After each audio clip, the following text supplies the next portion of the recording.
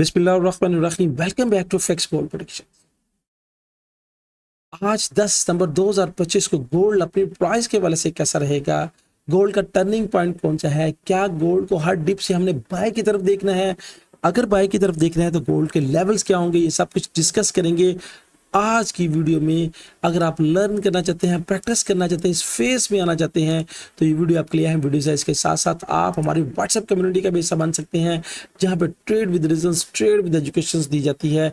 WhatsApp community में कैसे शामिल होना है, ये ऊपर दिए गए व्हाट्सएप नंबर पे हमारी टीम के साथ रब्ता करें कि कैसे व्हाट्सएप प्रीमियर ग्रुप में शामिल हो सकते हैं, और अगर आप एक्टिव मेंबर्स हैं तो लाइफ टाइम के लिए आपकी मेंबरशिप कैसे फ्री हो सकती है। इसके साथ साथ हमारी ये फोरकास्ट प्योरली एजुकेशन मकसद के हवाले से है, इसको आपने फाइनेंशियली एडवाइस के तौर पर नहीं लेना।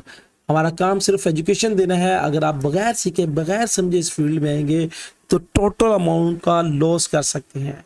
तो खुदारा पहले सीख लें, समझ लें, डेमो पे प्रैक्टिस करें, और डेमो पे प्रैक्टिस करने के लिए नीचे डिस्क्रिप्शन में जाएं और डेमो पे प्रैक्टिस करने के लिए किसी भी ब्रोकर को सिलेक्ट करें और डेमो अकाउंट ओपन करके तमाम तजर्बात करें। फिर आप इस फील्ड में शामिल हो, वरना अदरवाइज हरगिज अपनी एक्चुअल मनी इस फील्ड में शामिल ना करें। तो बढ़ते हैं न्यूज़ के चार्ट की तरफ कि आज का न्यूज़ का चार्ट हमें क्या कह रहा है। लीजिएगा, एक्सएलएक्स के टर्मिनल में हम आ चुके हैं और 10 सितंबर 2025 को आज यहाँ पे मुकामी दुबई के टाइमिंग के मुताबिक 4:30 पे हाईली इंपैक्ट की न्यूज़ है। अच्छा, ये न्यूज़ का टाइम मैं आपके साथ क्यों शेयर करता हूँ, क्योंकि न्यूज़ के वक्त खासी वॉलेटिलिटी होती है, हलचल होती है, और अगर आपने जोन मार्क करके रखे हुए हैं तो उन्हीं जोन से आपको प्रॉपर ट्रेड एग्जीक्यूशन होती है। जब ट्रेड को खातिर ख्वाह और प्रॉपर एग्जीक्यूट करने के लिए आपको आपके स्टेशंस का पता होना ज़रूरी है। तो बढ़ते हैं आज के गोल्ड के चार्ट की तरफ कि आज का गोल्ड का चार्ट हमें क्या कह रहा है। लीजिएगा, गोल्ड के चार्ट पे हम आ चुके हैं और यहाँ पे 9 और 26 पिलर्स की लाइन के क्रॉस ओवर होना, प्राइस स्टेप बाय स्टेप ऊपर की तरफ जा रही है। यहाँ पे देखिएगा कि ये जो कैंडल है ये लॉन्ग टेल बार के साथ ये वाली कैंडल क्लोज हुई है। इस कैंडल का लॉन्ग टेल बार के साथ क्लोज होना एक ऑप्टिमिस्टिक है, यानी ऊपर से यहाँ पे सेल का एक गलबा दिखाता है कि माइट भी प्राइस सेल की तरफ जाए। मगर मैं अपनी लॉजिक पे कायम हूं, जब तक H1 का टाइम फ्रेम सेल में शिफ्ट नहीं होता मैं हर डिप से बाय उठाने की कोशिश करूंगा। ये मेरी अपनी लॉजिक है, मेरी अपनी मर्जी है कि जब तक H1 का टाइम फ्रेम सेल में शिफ्ट नहीं होता मैं इसको सेल की तरफ नहीं देगा। क्योंकि देखिए, अगर इसने सेल में जाना है तो कम से कम 1 घंटे का टाइम फ्रेम तो मेरे भाई सेल में शिफ्ट होना जरूरी है। तो बढ़ते हैं H1 के टाइम फ्रेम के मुताबिक कि H1 का टाइम फ्रेम हमें क्या कह रहा है। लीजिएगा, H1 के टाइम फ्रेम में हम आ चुके हैं और H1 के टाइम फ्रेम के मुताबिक प्राइस ने यहाँ पे 9 और 26 पीरियड्स की लाइन का क्रॉस ओवर होना, प्राइस नीचे गई, यहाँ पे सॉलिड कलर्स की रिजेक्शंस ली और सॉलिड कलर से रिजेक्शन लेने के बाद प्राइस ऊपर की तरफ बढ़ रही है।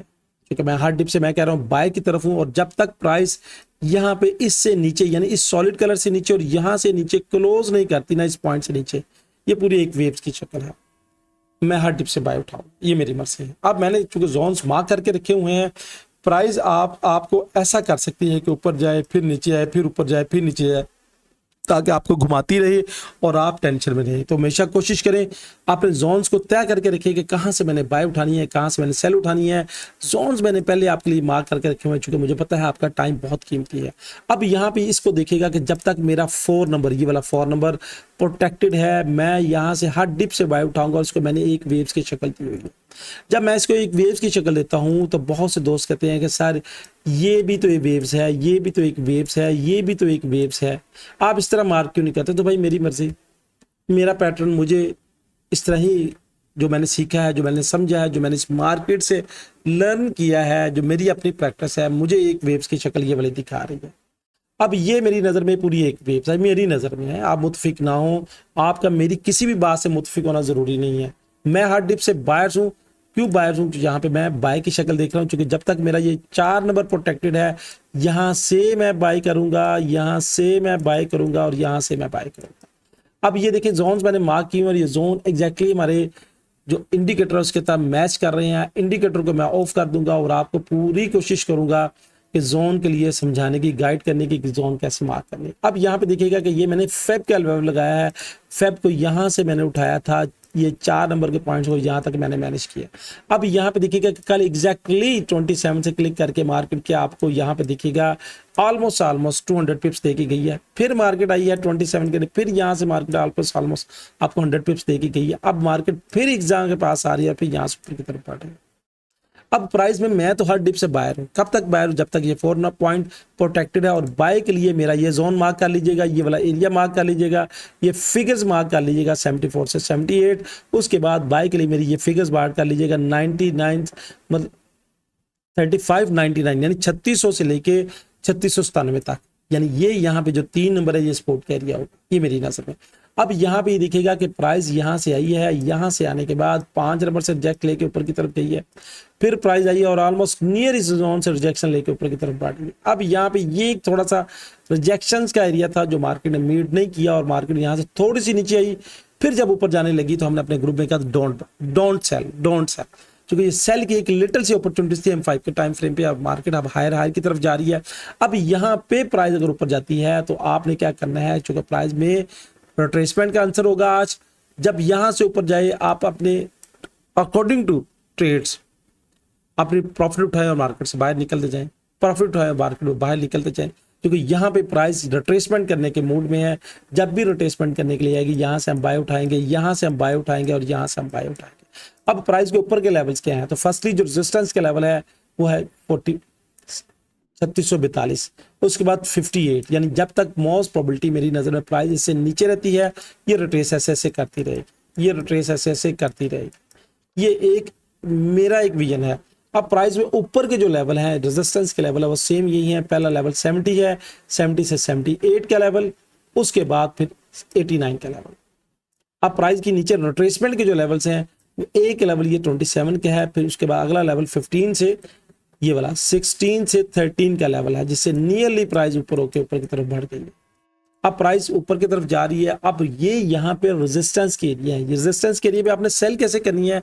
M1 या M5 के टाइम फ्रेम पे शिफ्ट हो जाना और M1 और M5 के टाइम फ्रेम पे अगर इस तरह ये बार बनाए, इस एरिया में जाके इस तरह की ये बार बनाई, यहाँ पे जाके M5 के टाइम फ्रेम पे, तो आप बायर्स में शामिल हो जाइएगा। कोशिश करें एक डायरेक्शन में रहें। क्या डायरेक्शन है? हमने बाय ढूंढनी है। बाय ढूंढने के लिए हम यहाँ पे वेट करेंगे कि प्राइस यहाँ तक आए, प्राइस यहाँ तक आए, प्राइस यहाँ तक आए, क्योंकि हम हर डिप से बायर्स हैं, तो कोशिश करें बाय उठाने की जब जब आपको डिप मिले। हाँ, अगर इससे नीचे क्लोज कर जाती है, यानी 74 से 78 से नीचे क्लोज कर जाती है, इस एरिया से नीचे क्लोज कर जाती है, तो फिर हम सेलर बन जाएंगे और फिर ये जो एरिया है हमारे, ये रेजिस्टेंस के एरिया बन जाएंगे। अगर इससे नीचे क्लोज करते हैं और क्लोज वाज़ेह कैंडल के साथ इस तरह नीचे होनी चाहिए, 2 कैंडल इसको क्लोज करना चाहिए। जब तक ये 2 कैंडल इससे नीचे क्लोज नहीं करती, हमारा डिप से बाहर क्लोज करने की शक्ल में फिर मार्केट ऊपर जब जाएगी तो फिर ये मेरे एरिया हमारे रेजिस्टेंस के लिए बन गए। कोशिश करें जोन टू जोन ट्रेड करें, जोन से हट के ट्रेड ना करें। और जो मैंने जोन मार्क किए हुए हैं, कोशिश करें इन जोन के पास जब आए, एक तो तरीकेकार ये होता है कि यहीं से ट्रेड आप एग्जीक्यूट करते हैं, यहाँ से मार्केट यहाँ पे पहुंचती है, एग्जीक्यूट कर दे, 5 पॉइंट का नीचे स्टॉप लॉस लगा दें अगर अग्रेसिव ट्रेडर्स हैं। दूसरा, अगर आप सोच समझ के ठहर के समझने वाले ट्रेडर हैं तो फिर इन जोन का इंतजार करें। मार्केट आपके पास है, इससे कहीं नहीं जाना। जल्दबाजी करने की कोई ज़रूरत नहीं है। कोशिश करें, एहतियात करें, केयर करें, ताकि आप भी इस फील्ड से कुछ ना कुछ हासिल कर सकें। तो दोस्तों, ये थी फोरकास्ट, ये थी एनालिटिक। आपकी राय क्या है? आप मार्केट को किस तरफ देख रहे हैं? अपनी राय का जरूर इज़हार कीजिएगा कमेंट्स में, कमेंट्स जरूर लिखिएगा। और आपने जितनी भी ये प्रैक्टिस करनी है, डेमो अकाउंट पे करनी है, रियल अकाउंट पे हरगिज़ नहीं करनी। डेमो अकाउंट बनाने के लिए नीचे डिस्क्रिप्शन में जाएं, वहाँ पे ब्रोकर्स के लिंक मौजूद है, वहाँ से आप अपना अकाउंट, डेमो अकाउंट ओपन करें। नए दोस्तों को ये बता दूं कि डेमो अकाउंट क्या है। ये एक वर्चुअल मनी है जिसपे आपको कोई पैसे नहीं देने पड़ते, सिंपली प्रैक्टिस के लिए अकाउंट ओपन करना पड़ता है। तो दोस्तों, ये थी फोरकास्ट एनालिटिक। जाने से पहले की बात, अल्लाह ताला हमें आसानियाँ बांटने की और खुशियाँ बढ़ाने की तौफीक दे। कमेंट्स में कमेंट्स का जरूर इजहार कीजिएगा। अल्लाह हाफिज़।